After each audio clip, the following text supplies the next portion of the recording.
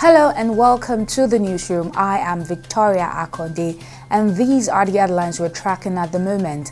An unconfirmed number of soldiers attached to the Myong Barracks Yaba in Lagos State we have here dead and others injured after a suspected drunk driver rammed his vehicle into them.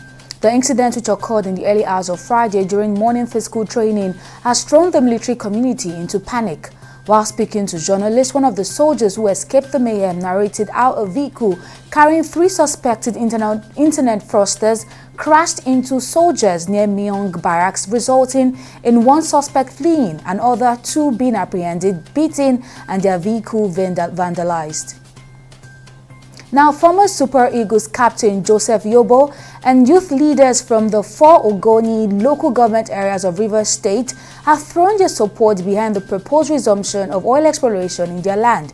However, they insist that youth and women must be actively involved in the decision-making process. In a communique presented by the president of the Ogoni Youth Federation, Lebosi Yamambama, the youths expressed confidence in the National Security Advisor Nuri Badu to oversee the smooth commencement of oil production in Ogoni land. Moving on to electoral matters, the Independent National Electoral Commission (INEC) has standard bimodal voters accreditation machine before the Edo State Governorship Election Tribunal in Abuja.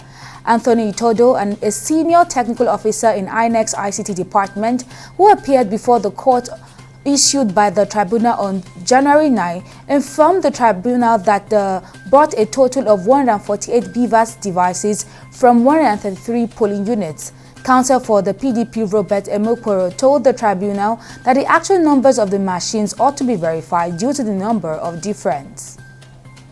And the Department of State Services on Thursday grilled members of the Lagos State House of Assembly in connection to a petition reportedly written by the former Speaker of the House, Mudaishiru Obasa. According to reliable sources, more than half of the lawmakers were interrogated by the DSS for hours on Thursday before they were released in the evening.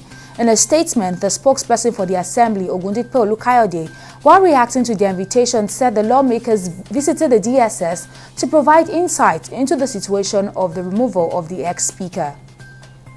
And in the world of business, the Manufacturers Association of Nigeria has reiterated its determination to push for a reduction in electricity tariffs while cautioning the Nigerian government against politicizing the planned gross domestic product rebasing process.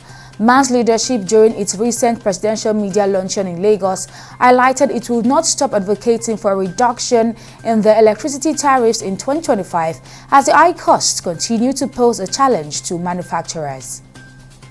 On the global scene, U.S. President Donald Trump has reiterated his threat to place 100% tariffs on BRICS nations as the deadline loomed for him to impose tariffs on Canada and Mexico. Trump had previously threatened 100% tariffs on BRICS nations, a bloc including Brazil, Russia, India, China, and South Africa, if they create a rival to the US dollar, while he doubled down on Thursday night. Finally, on sports, clubs worldwide made a record 22,779 international transfers in men's soccer in 2024 for a total spend of $8.59 billion, World Soccer's governing body FIFA said in its global transfer report published on Thursday.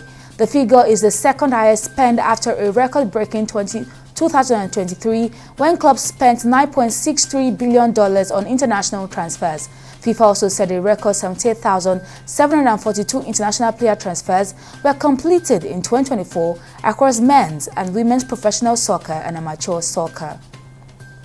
Those are the major stories from our newsroom at this moment. We'll keep you updated at the top of the hour.